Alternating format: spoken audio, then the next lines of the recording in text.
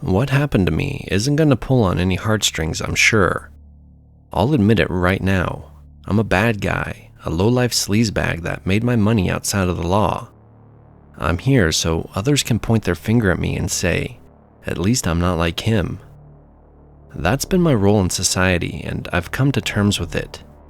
But I'm still a human being. I still have feelings and rights. So what happened to me shouldn't ever happen to anyone, period. So like I said, I'm an outlaw.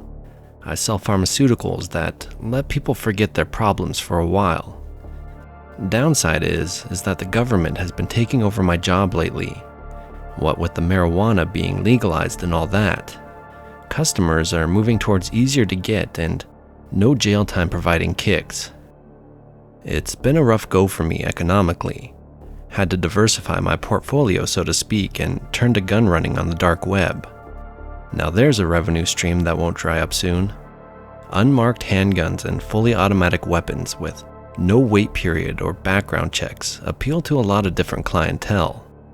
I don't know where they go or who is buying them for what purpose. I'm not the morality police. Just a guy trying to make a buck. Enough of that though, let's cut to the chase. I got a story to tell and you got time to listen. It all started a few weeks ago. Business had been booming lately. What with all the riots, both sides want to be armed. My usual base of gangs, mafia, and various criminals, and not to mention the whole quarantine. And toilet paper isn't the only thing being stockpiled, I guess. The point I'm trying to make is that I had so much business I couldn't keep track of it all, or anything else for that matter. So when earlier this year a news report came on about a little kid being caught in the crossfire of some baddies, and that the police had traced the weapons being used to having been sold from the dark web, it never even registered on my radar. 4 Sundays ago, I had just gotten off the phone with my grandmother. She wasn't doing too well, but I promised her the payment for her treatment was in the mail. When I got an email from a client, a small-time gang called Sun Yi On. If that doesn't ring a bell, then the Triad. If you still don't know what I'm talking about, you don't know the underworld. Google it. They were asking why they got 112-inch black dildos instead of the AK-47s they had ordered. Let me tell you, they did not find any of this funny at all. After that, the emails came pouring in and threats were made on my life, ranging from big-time gangs to local bubbas, wondering where their Bambi Killer 3000 was. I spent all of Monday reaching out to my contacts and asking what had happened. None of them knew. According to them, the shipments went out as ordered. Had to hire a hacker to get into the UPS system, only to find out that the orders had been rerouted to police organizations, and then other orders were sent out in their place. Holy hell, my life is ruined, I said to myself, heads in hand as I tried to puzzle together what had actually happened. Reality hadn't even set in yet, when a voice came through the speakers on my computer. Having a bad day, are we? It said. Funny how those things happen out of nowhere and blindside you. I looked up and noticed that the light was on, indicating that my webcam was also active. When you've been on the dark web as long as I have, you know the risks you run of being hacked. I thought I had set up enough protection, but there's always someone out there that can get around it, I suppose. Unfazed by this, given my recent circumstances, I sat there and gave the camera the middle finger. Wouldn't have taken you as a stoic type, especially after your reputation is in ruins and your life may now be at stake. Pissed off some high-level buyers, haven't you? They might just come to collect your ass for the goods they didn't get. Piss off. Wait, it was you, wasn't it? I said, bolting upright. Initially, this was an annoyance. Now this voice had my attention. What I may or may not have done should be your least concern right now. You should be worried about the 4 Triad members coming around the corner down the street right now. The voice said. My computer screen switched to a CCTV camera down my street. I think it was from an ATM, and showed a group of burly Chinese men coming down the road. I could tell it was by my place from the little bakery across the way from the camera. At first, I rushed to grab my things and head out, but then it hit me. Why would this voice ruin my life and then help me escape by warning me someone was after me? Inches from the door, I stopped as I mulled this over. Moments later, there was a knock on my apartment door. Through the peephole, I saw the same 4 men that had minutes ago been down the street. Vibrations went off in my pocket and I reached in to grab my phone. Don't talk. Just listen. I know a safe place for you to go. Head out the back window and down the fire escape. I'll tell you where to go after that. The same voice from my computer speakers told me through my phone. I didn't have a second to think about what was happening and followed what he told me to do. Down the rusty ladder and into the dirty alleyway I went. As soon as I hit the ground, a lookout on the street spotted me. He yelled up to his companions, then gave chase. Take the next left, then cross the street, and go down the alley on the other side. The man on the phone said. Gunshots rang out from behind and a bullet whizzed by my head. Hurry up. You're almost there.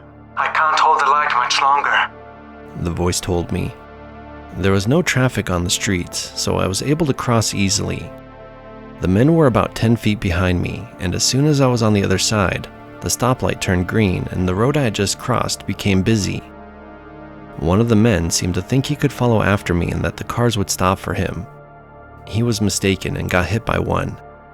This caused a huge jam, and the other men were forced to abandon their chase to tend to their now unconscious associate. Keep going down the alley, then take a left and go into the building there. I did as I was told, and once I turned the corner, I ran into the door on my left and slammed it with relief. The room was large and dark, save for the flicker of a computer screen in the middle. There wasn't much I could make out, but the space was seemingly empty. From the white light, I could tell the wall to my right was covered in foam latex texturing. My phone hung up, and there was the soft click of a lock from the door behind me. "Hey, you can't lock me in here," I yelled. "What the hell do you think you're doing?" I demanded as I made my way to the computer. "How did the Triad get my address, and who the hell are you? Why would you save me after ruining my life?" I'm the guy who gave the Triad your address. That's who I am, the voice said from the computer. I'd save you after ruining your life, because revenge is a dish best served cold. The temperature in the room immediately began to drop, and within minutes my breath was frosty as I huddled on the floor in a feeble attempt to stay warm. It was then I realized I was in some kind of warehouse, and the foam latex was insulation. Breath became labored, my eyes wouldn't focus. I tried to talk, but all that came out was gibberish. Heavy eyelids finally refused to open as I sank into a blackness I had never experienced before. Get up. I'm not done with you yet, the voice said. My head pounded like a bass drum, dull and achy. Lights were now on in the warehouse. The place was even bigger than I had originally thought. Not just a freezer like I had figured, it took up about half a city block and was wall-to-wall white. There was a door opposite of the one I had entered, and one on each of the other walls as well. Throbbing pain coursed through my right hand. Looking down, I was shocked to realize my middle finger had been cut clean off. "What the hell? My finger! You took my finger!" Hurts when something is taken from you suddenly, doesn't it? Here are my rules. Listen up. You don't touch the computer, or you die. You do what you're told, or you die. Don't try to escape, or you die. That's it. Pretty simple. For the next 24 hours, I own you. Now come here. I got something I want to show you. Still too weak to stand, I crawled over to the screen like an animal. Pain blinded me every time my hand hit the floor. At least the bleeding had stopped already. Pictures of guns shown on the screen. 3 pistols and an automatic rifle. Does this look familiar to you? No. Should they? You sold them earlier this year.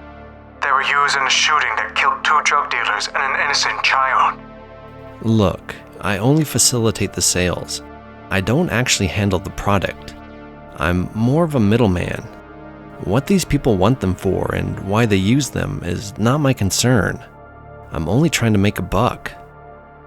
Then get a job and contribute to society like the rest of us. You sad excuse for a human being. Jobs nowadays barely cover the bills, let alone pay for a grandmother's cancer treatment. Go cry to a shrink. The point is that these weapons are now being kept at the police station in the evidence locker. I want you to go get them. I can't do that. I'm a mid-level gun runner. I can't get around the security or pass myself off as an officer to get in there.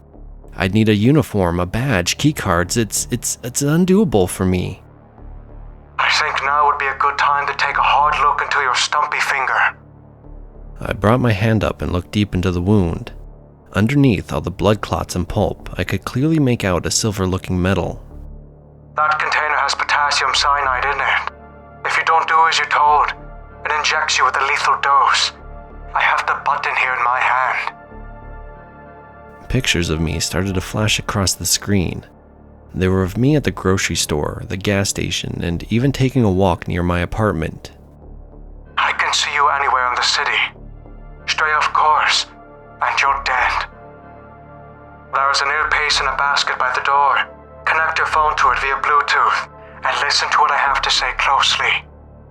If you do as I say, you'll be fine. Went to the door and found everything as he said I would. Connected the earpiece to my phone and put it in my ear. It was pretty small and most likely wouldn't be noticeable by others. There was also a police uniform in the basket, which I put on as well. He then told me which station to go to and that there was a car waiting for me outside. The door opened with a click. Outside was a fully marked police car, gassed and ready to go. Whoever this guy was, he had connections I had never seen before. It was a nerve-wracking 30-minute drive to my destination. My hand hurt like hell the whole time, a constant reminder of the power this person now had over me. So, you need these guns back so you don't get in trouble? If that's the case, why didn't you send one of your people to do it? No reason to torture and harass me like this. I'm just saying, you seem to have connections and incredible hacking skills. No need for all this violence. Turn left here. I drove the rest of the way in silence, save for when he told me directions. Finally got to the station and was a little worried my hand would draw suspicion, so I slipped it into my pocket. The added pressure from the pants caused the capsule to shift. I was worried it might go off accidentally. Then I would hit the floor dead in the middle of a cop shop surrounded by officers. Wouldn't that make for a crazy news story at 6?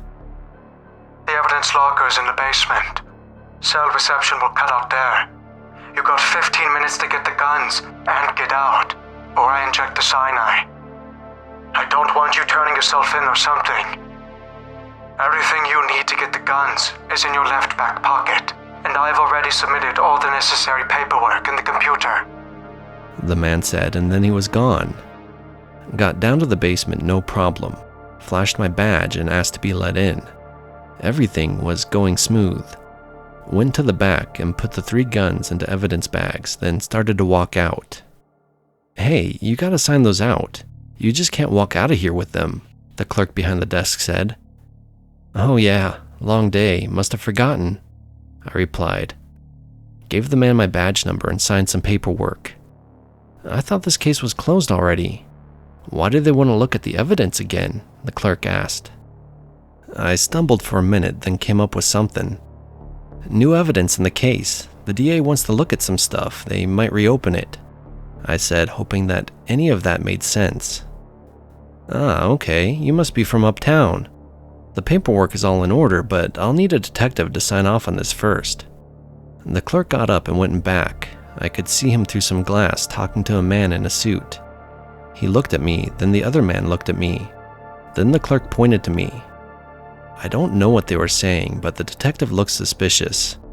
14 minutes had already passed, and I didn't have time to wait. Without thinking, I grabbed the bags that held the guns through the slot of the plexiglass divider and ran.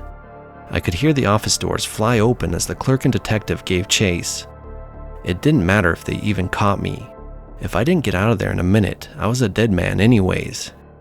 I took the stairs and ran as fast as I could. My heart was beating out of my chest as I burst through the doors on the first floor. My pursuers followed right behind me. They were yelling and screaming for someone to stop me. One big burly cop stepped out in front of me right before the main doors. I put my shoulder down like I was going to plow into him, but then took a step left, then right. He lunged at me, but I narrowly avoided it and was out in the parking lot. Shots rang out as I sprinted to my cruiser and got in. The back window shattered as it was hit by a bullet, but I managed to turn the keys and get out of there. Ear-splitting sirens filled the air as a whole slew of cop cars gave chase. Did you get the guns? The voice said over my earpiece. Yes, you asshole, you set me up. I didn't know you would mess up this bad. I'll take care of it. You just get out of their sight. I managed to take a few sharp corners and lose them for a second. Then I heard my mystery man's voice come across the police scanner. He was giving them false directions on which way I was going, leading them away from me. He then told me where to ditch the car I was in and that a new vehicle would be waiting for me there along with a change of clothes. I again did what he said and got into an old Ford Pinto and changed my clothes. It took about 20 minutes to get back to the warehouse. The lights were off again and the computer was the only thing visible. Put the guns in the back and then come back over to the computer. Went and did it. As I approached, I noticed on the screen there was a picture of a young boy. I'm not going to do any kidnapping or off a child. You can just kill me right now, I told him. No, you won't. You already have. Kneel down and take a close look at this picture. Surely you'll recognize this one. He was all over the news a while back. I don't know what you mean. I've never killed a kid before in my life, I said while getting down to look. Not directly, you haven't. But let me tell you about this one. He was 9 years old and had just gotten his new shiny bike he had always wanted. He asked his dad if he can go for a ride, and his dad said yes. What kind of world do we live in when a kid can't even ride his own bike? He was only a few blocks from his house when gunfire filled the street. There were some drug dealers on that block, and it was a drive-by. Do you know where these people got their guns from? Let me take a wild guess. Me. Do you know which guns they were? A voice said from behind me. The touch of cold steel pressed against the back of my head. You killed my son when you sold those men these guns. The same ones I had you retrieve for me. Whoever this man was, he was now right behind me, and from the sound of it, he eagerly anticipated my demise. All right, man, if you're gonna do it, then do it. Know, however, that I only did this to help my grandma. She'd be dead if it wasn't for me. She's old and has already lived her life.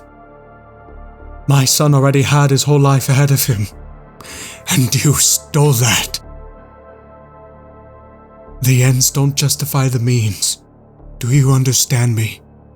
A sharp crack rang in my head when he hit me with the butt of the gun. I was on my back, looking up. Tears welled in my eyes from the pain. He pointed the gun right at my face and pulled the trigger. I flinched in anticipation for my final moments. Click. The gun was empty. Death is too good for you, and will never bring my boy back. You're gonna live your life in fear from now on. One day, or maybe never, you may experience the most horrific and painful death ever dreamed of.